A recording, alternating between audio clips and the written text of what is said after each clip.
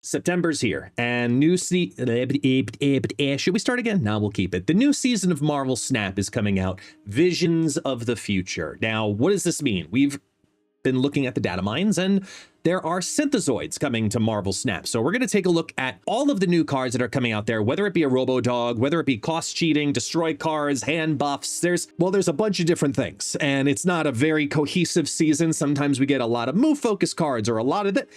This is kind of a cornucopia of different cards all coming out within the span of a month and on a very different cadence. So bear with me, because now that we're getting some real cards that are going to game shake up some craziness in Marvel Snap, I think it's time that we broke down the release dates, break down the cards, look at some of the synergies that you need to know, and then just give you my overall impressions of, are they busted or are they just going to be a bust straight up? Now, here's the thing. If you don't know anything about Viv Vision, I'm probably going to even pronounce them wrong. Moira X, Jocasta. I don't, I'm saying it as a gringo intentionally. Let me know in the comments the right pronunciation. Even a live chat's going to let me know what's going on, because I cannot pronounce any of these new cards for some weird ass reason.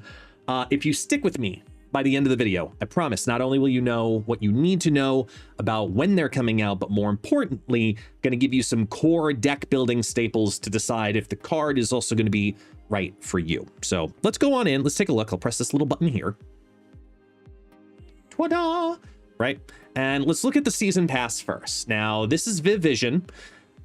I've talked with the owner of Snap.fan, and I just want you to know there are two different pieces of information here on the websites. You can see that Viv Vision says 3-3 in the image, but down in the stats, it says that it's a 3-2.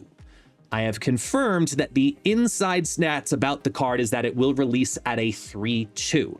So Viv Vision 3-2, at the start of each turn, if you're winning the lane, your whole hand gets +1 power. If not, Viv Vision moves to another location. That's really cool. That's really, really cool. So there's a couple of things to factor in with this season pass. This is your standard season pass, right? It's going to make an assessment of, once you play it down, are you winning here? So we have another one of those cards that's looking towards constantly needing to win the lane, kind of like Iron Patriot did. And we've been seeing more and more of this as a strong power play, and you're going to see cards like Juggernaut and even Luna Snow, because she's a 3/6 and very flexible right now. Gladiator. We're going to see these cards really present during the time of a Viv Vision deck, because if you don't win the card and win that lane, that's okay. It's just going to move to another one and then try again. So it's always looking to buff your hand. The fact that this is a 3-2 is not really the end of the world. It's more about, if you play this card with the idea that you can really I don't know, triple buff your hand, like this makes Nakia look like nothing. Straight up makes Nakia look like an absolutely useless card moving forward. I'll give you some examples, right? So a couple of easy synergies. Sunspot, right? Drop down Sunspot, let it float, let it float, let it float, because even if you don't win that lane, that's fine, it's going to grow, and even if it's in another lane, it's most likely to move into a Sunspot lane on a 50-50 coin flip. So I like Sunspot. I also like the idea of Angela builds, just like how we see cards like Jeff the Baby Landshark and Nightcrawler having synergy. I think Viv Vision does very similarly. So it's going to be competing for those same spots that we would see something like Elsa Bloodstone and Hope Summers and those lane filler cards. I do think Viv Vision fits very well with that type of synergy also. And then anything that's going to have board-wide buffs, whether it be in the hand or on the board, are going to be incredibly strong. So any, newer player that's got Blue Marvel in their deck, that's a much more approachable card for a lot of people, and something that's just going to help reinforce what this card does, because it's also movable power that you can play into in a different way. Just as much so with that moving synergy, I want this season pass to be a really good card. I really do. And I think it's going to be, for lack of a better term, cracked. I'm actually more excited for this green little dog, Sparky. Now, he's going to be releasing as a Series 5. He's going to be releasing at the beginning of the season. He's in the seasonal pass, according to this. The what do you call it? The... Oh my gosh, super premium season pass. There we go. I'm like, super premium. I'm like, there's so many different... Can we, as a community, get Marvel Snap to just like go with our nomenclature on the season pass? Something a lot easier, because there's season pass, there's premium season pass, and then there's the super premium season pass. That's a lot of SPS. Anyway, I'm going on a tangent, sorry. But if you look at the information about this card, and I've confirmed that this is also correct, it's releasing as a Series 5. But so is Moira. I don't know, one of the two. So, and they're all releasing on the same day. So I'm assuming that they've upped the season pass to being a Series 5 card also, instead of a Series 4. I know we're missing stuff there, but just look at the card itself, right? It's a 2/1. Activate. I love when activate cards are 1 or 2 cost. Already a good thing. Activate. Give your card that last moved +3 power and move it back to its previous location. Okay. This is, in my opinion, why we saw some crazy things start to happen with move cards, right? We start to see some buffs into things like Topaz, right? Got the 3/5 buff. They changed how Human Torch and Vulture work. I do think that Sparky is a part of that now.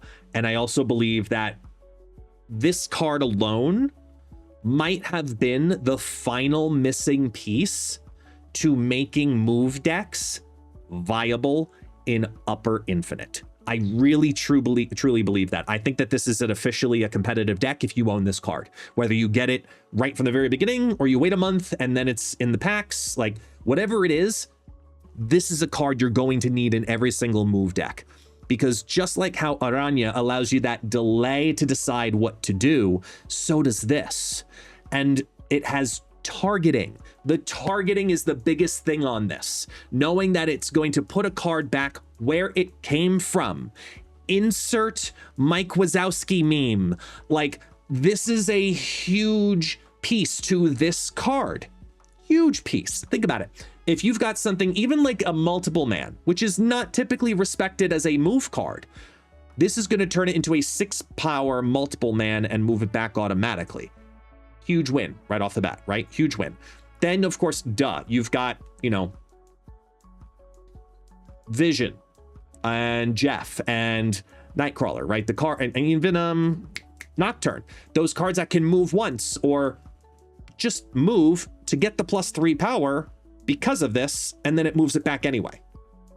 Okay, like this is a win-win type card, and I honestly think it's going to end up in more homes than Move 2, because this is a great defensive card. It's a card that if we start seeing interference decks become popular, decks that play a lot of Stegron and Juggernaut and cards that want to move your cards, you activate Sparky and it just puts them right back, and now they're even more powerful than they were beforehand. There are some really cool things that this card is going to enable, including the possibility that maybe, just maybe, it's copium. Look, I know. I say Hercules and you laugh, but then think about it. So there's a, see, exactly, even they know in the chat, Hercules has a chance. It has a chance. If this is really good and is better than Viv Vision, I'm going to confidently say Second Dinner better know what they're doing. They really better know what they're doing, because we also have the card that's going to get me roasted more than any other card. Because even as I'm reading chat, who's saying it's Moira, MX is also releasing on the same day. Okay, this is 9/2, so this is season launch. It's a 1/2.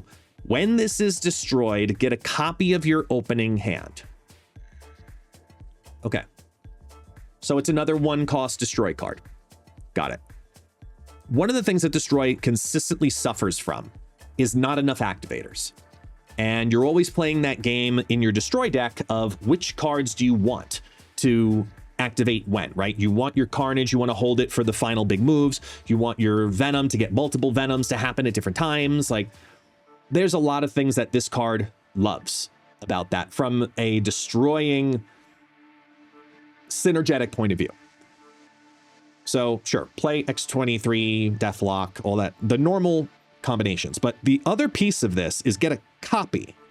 So now we might be looking at new evolutions of destroy decks. We could start seeing Quinjet variations, Moon Girl variations thrown on in there, Victoria Hand variations getting thrown on in there. These hybrid decks all being enabled by this one individual card. And that's exciting to me. I like the idea, like Nimrod decks, this is almost going to have to be a guaranteed type card, because you're going to want to play down your Carnage early and then at the same time destroy this, so that way you can get another Carnage later on and have another ramp up guaranteed, because it's later on in the hand and you know what you drew with, but you wanted to save it for later on in the game, but you needed to get power down earlier on.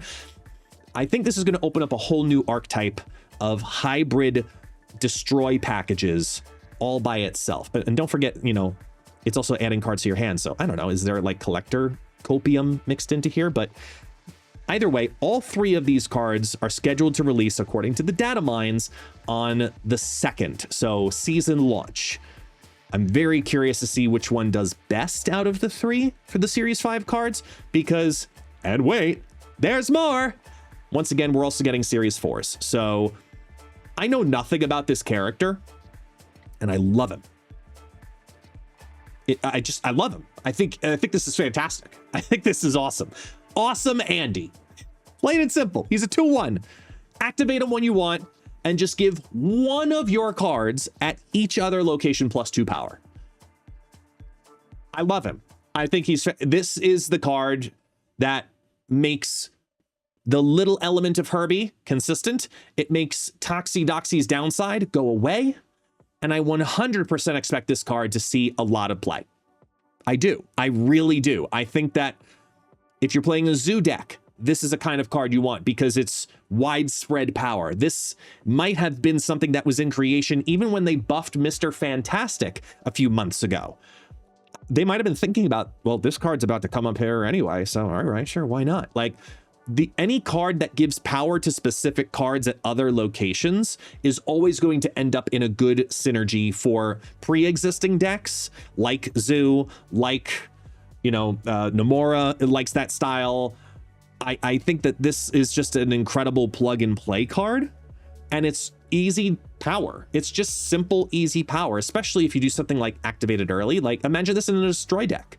Turn 1, you play down Deadpool. Turn 2, you play down Awesome Andy in a different lane. Turn 3, activate Awesome Andy, turn Deadpool into the 1/3, and then destroy him with something. Boom, he's now a 1/6. You know, because you could either do Awesome Andy or you could do the Agony line. All right, that works just as equally. I think that's fantastic. So I think Awesome Andy's going to see a lot of flexible play.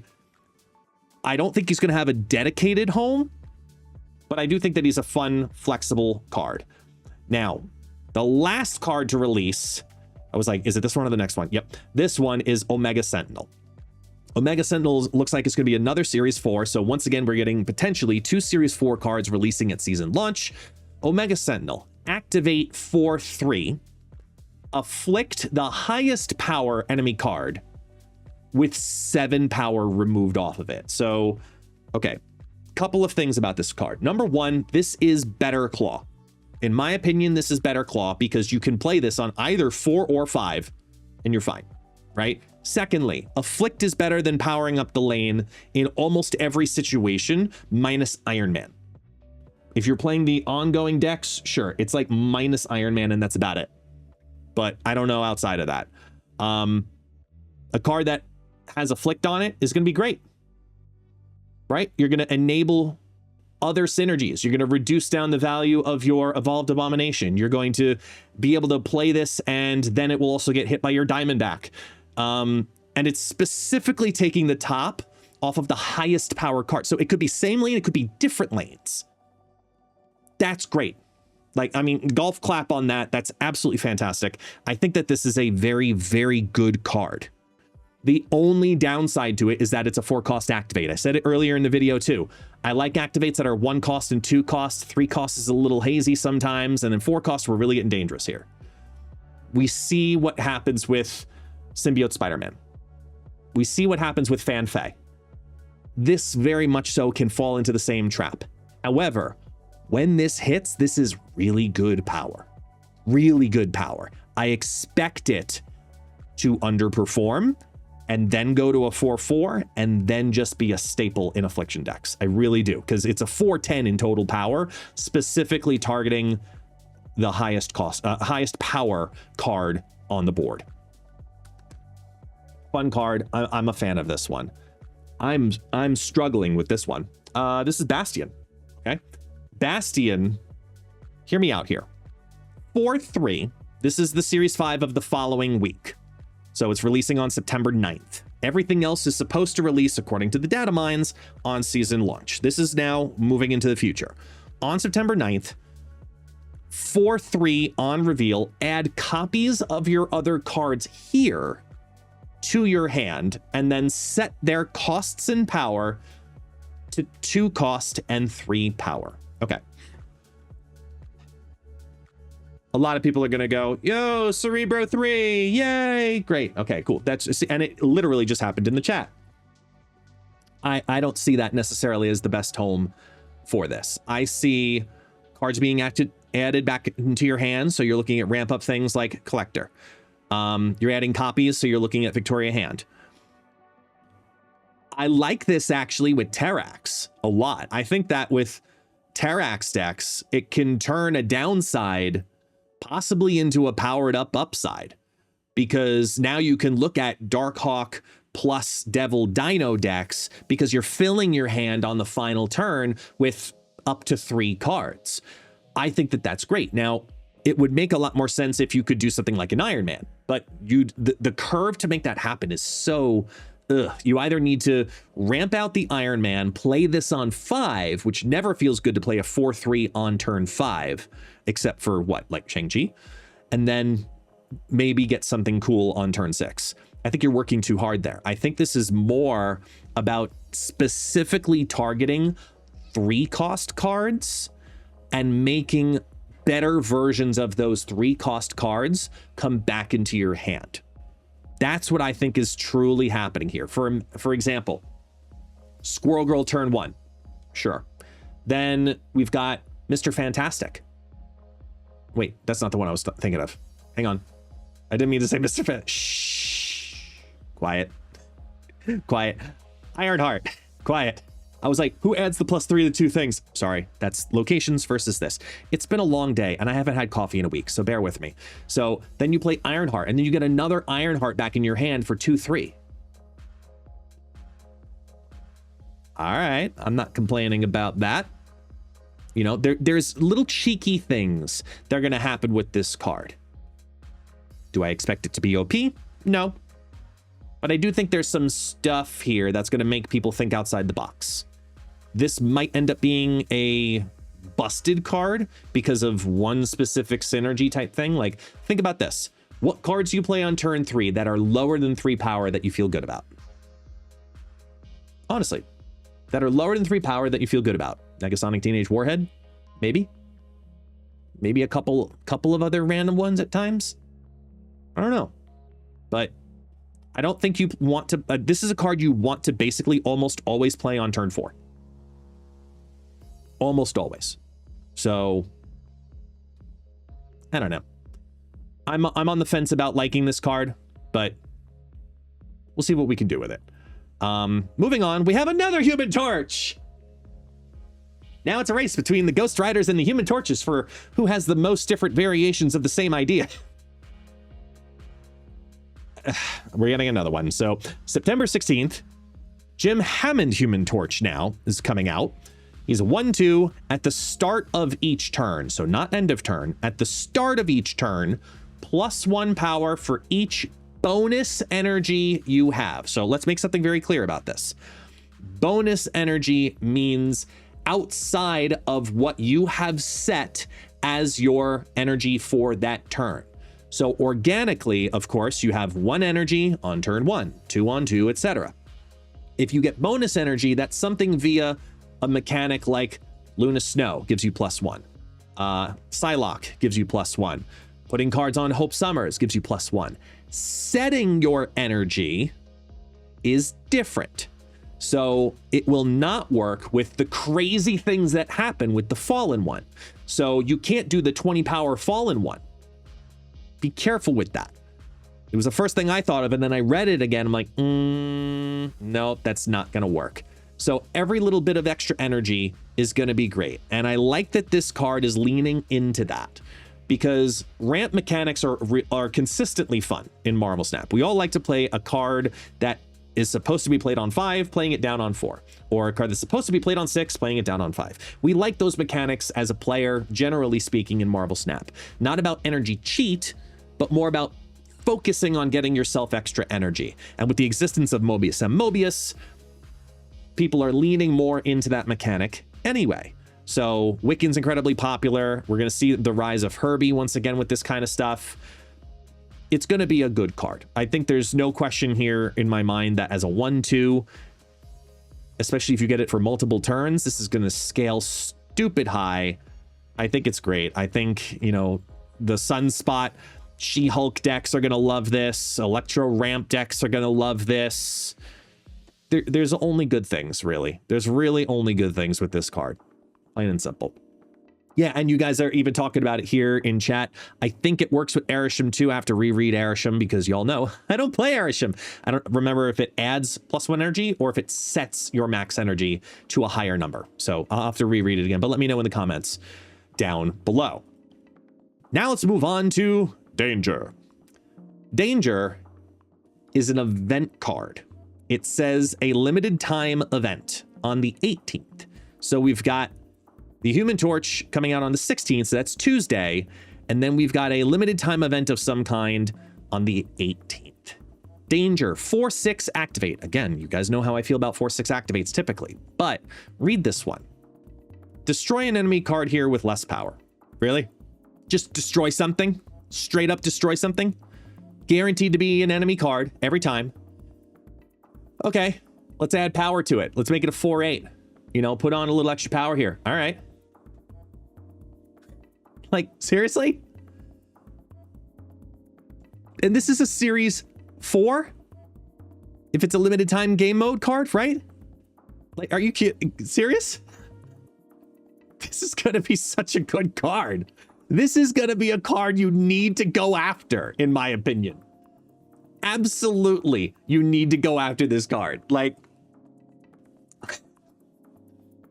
imagine Shuriing this card. Shuri into this. Boom, buy. Everything, buy. 12 power and under, buy. Gone. Don't even have to worry about it. Drop it down, especially if you ramp it down with Zabu and just lay it on the board. It's a 3/6. Sure, you could do crazy shenanigans with like Namora and Forge and all these other things. Even as a 4/6 though. 5 power or less. Okay, goodbye. That means the value of this card is at average a 4/9. If you're averaging a 3 power card destroyed, could be lower, could be higher. Maximum, this is getting a 4/11 value. Like, I don't understand why people aren't talking about this card more, because I think that this is one of the better cards of the entire season. Whatever limited time game mode this releases in, Danger!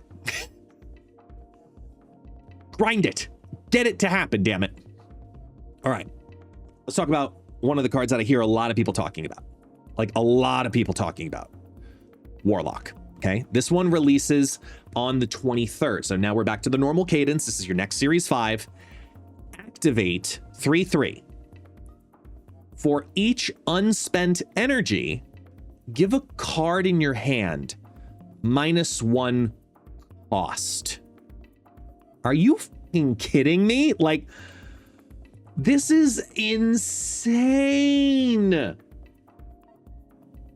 I can hear Super Tech God screaming at me about Sunspot, She-Hulk, Infinite, and nothing else.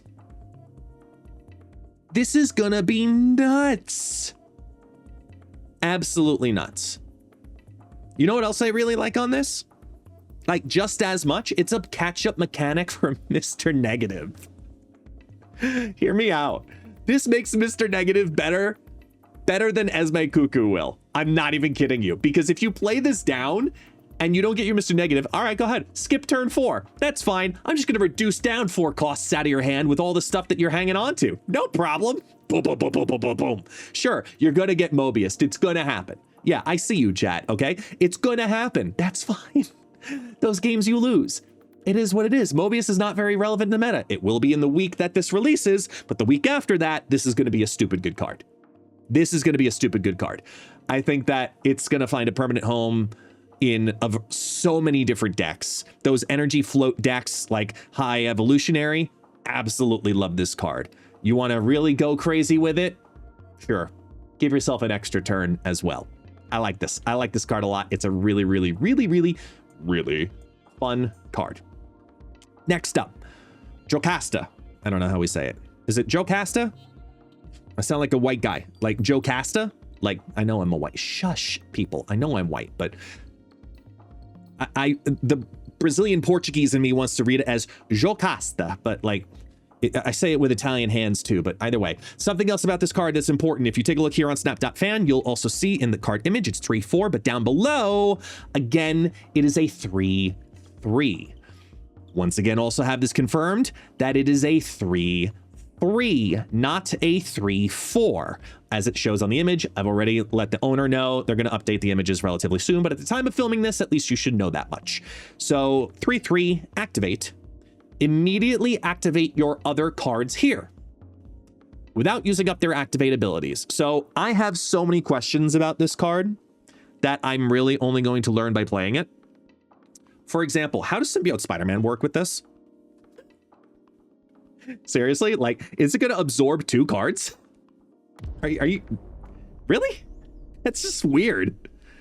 Like, imagine it doing like Black Panther shenanigans in some way. I don't know how it could do that in theory, but it'd be really cool to figure out. But I mean, those of you who love the Invisible Woman decks, I mean, this is your card here. But I'm also looking at something like Move, getting another Aranya proc to happen. Okay. Not upset about that. Remember that whole card we just talked about, though? Warlock, which is also an activate for each unspent energy? With Jocasta? Getting it to happen twice? Bro, like, this is stupid. Like, some of these cards are absolutely going to need to be unlocked with each other.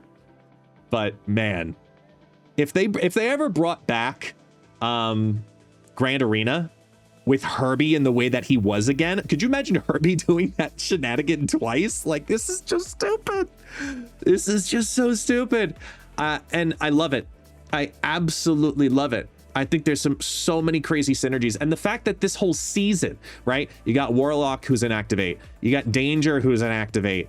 You got, there's another one, I believe, correct? Yeah, you got Omega Sentinel, who's an activate. You got Awesome Andy, who's an activate. Like, you got Sparky. If you're investing into September in any way, this is a must-get card. Because you're only feeding your own deck better because you have this card in your collection. Because of the other cards you unlock throughout the season. This one is the final one of the month at 9 on the 30th of September as the Series 5. Additionally, we also have Super Adaptoid, who's a Series 4 release on that day as well. 3/5 on reveal. Steal the text from an enemy activate card here. So great. On the same day, we've got Jocasta coming out here as an activate to make your activate cards happen twice. And then you've got this one who can just take another activate at the same time. They're releasing together. That, I mean, this has to be a stupid good combo, right? I don't know. Because we've seen 2 card combos release recently. Like Airwalker and Firelord. Yeah, so I don't know. But what I do know is that it's still a 3/5. Worst case scenario, it's a 3-5. It's just good stats. Get other activates? Sure. Does this have about as much utility as Cobra? Probably. Just better stats. However, I think that this is a card that will be really shining in certain game modes, right? As well as certain hot locations, right? When you see a reason for an influx of a specific deck that uses activate cards, this is the counter card for that. So it's not just having Ghost, the new version, to help with the end of turn things, and you've got some activates happening because you want to disable Invisible Woman First Steps. No, this is another way to do that. They play their Invisible Woman down. Okay, that's great. Here, I'll take that. Thank you. It's only upside, even if you play nothing with it. So, all right, real talk though about all of the cards this season. Okay. Viv Vision for hand buff, insane. Moira X, gonna be an absolute shocker to people in my opinion. I think that she's the diamond out of this pile of coal. I mean, a lot of them are diamonds, let's be honest here, but I think Jocasta is probably the better card of the month.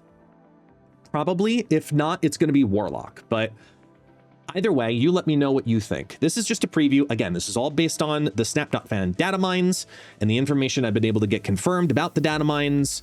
It's subject to change. Hopefully it doesn't, because these cards look great. Like, this is a very diverse season. But if you do invest into it, I think it's a mandatory Jocasta season, and it might end up being a Sparky season depending on what that Series 5-ness is. So let's see how that goes. But either way, let me know what you think. Which card do you like the best? Let me know what you want to do with these cards down below in the comments. And as always, while you're there, hit the like and subscribe and let me know your thoughts. So there you go. We're looking at the September preview. I appreciate this very much so. And for those who do not know, once again, my name is Guest, also known as ItsGuestGaming. I'll see you next time.